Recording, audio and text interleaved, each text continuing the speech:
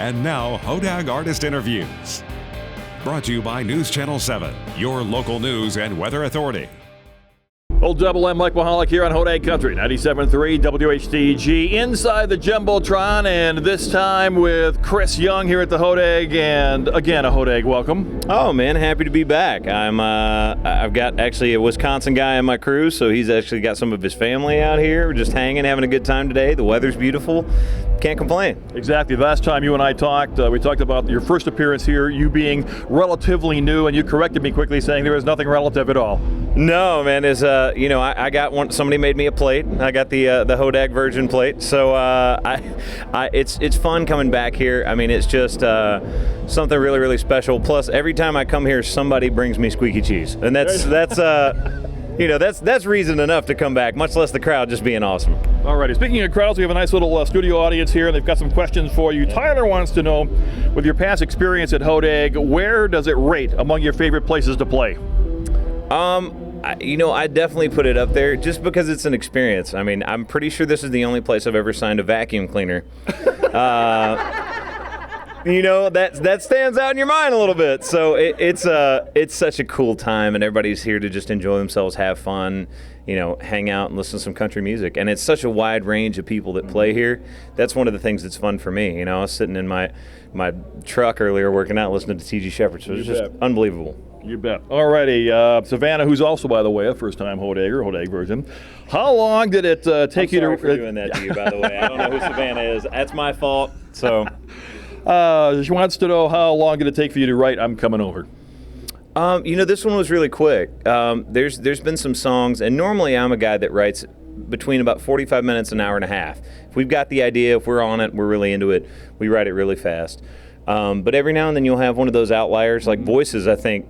We rewrote that song about 3 or 4 times. Wow. When we first wrote it, Craig Wiseman wasn't even on it. Mm-hmm. Craig actually found it through Chris Tompkins, who was my first co-writer. It was just the two of us. He found it. He's like, y'all need a bridge on this? Like, I think this could be really cool if we rewrote like the second verse. We were like, dude, nobody likes it. Have at it. And then he just brought something to it that made it special. But "I'm Coming Over" was definitely one of those 45-minute songs. We were in, out, and we knew we had something really special. And it's still special, isn't it? It's so far so good, man. We, it just now got inside the top 40, and we've sold like 200,000 singles already, which is unbelievable. It's the fastest selling song that I've ever had, and 2 million views on the video already. I mean, just great numbers, and it's a song that I really, really love, so I'm glad people love it too. Excellent. Next question from Remington. What's the most insane thing that's happened to you on tour? The most insane thing that's ever happened to me on tour. Besides the vacuum cleaner. Besides the vacuum cleaner. I split my pants on stage one time in front of about 15,000 people. And I was really concerned because I could feel breeze, and anytime you can feel breeze, that's not good. So I was sitting there, and I looked over at my bass player, and I was like, "Hey!" And I'm like, not near the mic, we're sitting there playing with each other, like, "Hey, dude, did I split my pants?" And when I turned around, he just lost it. So I thought, like, the whole time my butt's hanging out. So I did the whole show like I never turned around. Mm-hmm. Anytime I had to like move a guitar or anything, I just walked backwards and then walked back forwards. And got to the end of the show, and like maybe this much of a split in my pants. But I was like deathly afraid the entire time I was going to turn around and flash the entire audience. Alrighty. Finally, Amy wants to know, what's the favorite song you've recorded or written?